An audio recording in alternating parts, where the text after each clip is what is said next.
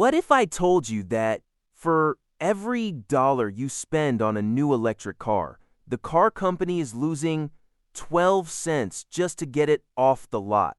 Pause for a second. That's not a healthy market. That's a fire sale. And it's proof the entire EV promise is built on a house of cards. We see the headlines: record EV sales, record market share. It looks like a revolution, but underneath, the system is breaking. This isn't natural growth. It's being bought with massive government handouts and dealer discounts so big, they're sacrificing profits just to hit government quotas. What does this mean for you? It means the vehicle you buy is riskier. The total cost is way higher than advertised, and the environmental benefits might be a complete illusion depending on where you live. Today, we're using Hyundai's EV fire sale as our guide to expose the 3 big hypocrisies of the net zero dream. And if you stick with me, you'll understand the one hidden cost that completely shatters the EVs are cheaper to own myth.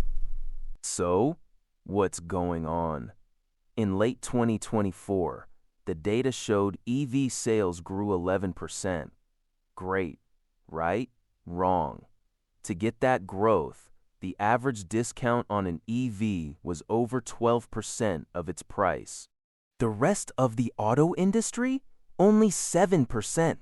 When you have to bribe people with an extra 5% just to consider your product, you don't have a demand problem. You have a product problem. Take Hyundai. They are a leader in the non-Tesla space. But to sell cars like the awesome Ioniq Q5, they are leaning hard on something called the 7500 EV lease bonus. This is a loophole. It lets them pass the government tax credit directly to anyone who leases, even if you wouldn't normally qualify. They have to do this to bring the price down to a level people are actually willing to pay. The result? Cars like the Ioniq 6 are sitting on dealer lots for over 73 days on average. That's inventory piling up. That's a fire sale. They're not selling cars because everyone wants one. They're clearing the lot to make room for more cars the government is mandating they build. But the high sticker price is only the beginning of the problem. The real cost trap is something your insurance company already knows, and they're charging you a fortune for it. Let's talk about the total cost of ownership, or TCO. The big promise is that you pay more upfront for an EV, but save money on gas and maintenance. Sounds good, but the reality is a nightmare. First, the average EV still costs around $57,000. That's a 19% premium over a regular gas car at $48,000. That gap is why the subsidies exist in the first place. But here's the number I promised you, the one that destroys the TCO argument. The average annual cost to insure an EV is $4,058. That is a staggering 49% higher than a comparable gas car. Why? Because insurance companies don't care about green promises.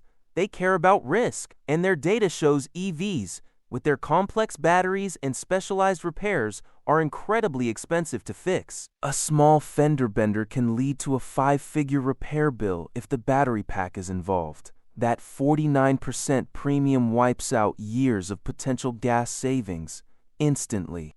This is the market screaming that the economic models used by regulators are fundamentally flawed. They count your tax credit as a benefit to society instead of what it is, a cost to the taxpayer. They overestimate your gas savings and underestimate what you'll actually pay for electricity. It's a fantasy. Okay. So the economics are shaky, but surely the infrastructure is catching up, right? Not even close. Charger reliability is still one of the top reasons people say no thanks to buying an EV. And the one-size-fits-all mandate ignores the reality of living in a rural area versus a dense city. You can't just assume everyone has a garage to charge in overnight, and the car companies know it. While they talk a big game about an all-electric future, look at what they're actually doing. Hyundai, the subject of our fire sale, is now hedging its bets. they're planning to aggressively expand their hybrid lineup to over 18 models. And they're developing extended range EVs, or EREVs. These are basically EVs with a small gas generator. They give you over 600 miles of range and eliminate range anxiety, while using less than half the battery of a normal BEV. This isn't just a new model, it's an admission. It's the industry admitting that the pure EV dream, on the timeline the government wants, is a logistical failure. They are correcting for policy overreach.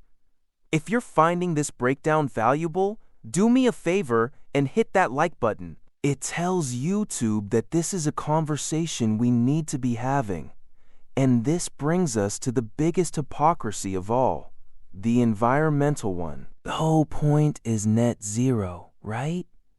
No tailpipe emissions. But that ignores the massive carbon debt an EV starts with.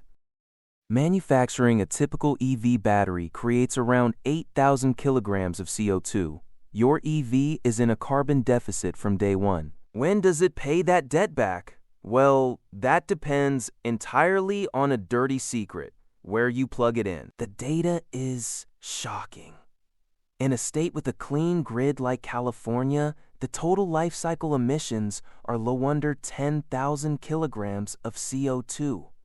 But charge that same EV in a state with a fossil fuel heavy grid, like Texas, and the number jumps to 13,000 kilograms. Charge it in a coal-dominated state like West Virginia, and the total emissions skyrocket to over 30,000 kilograms of CO2.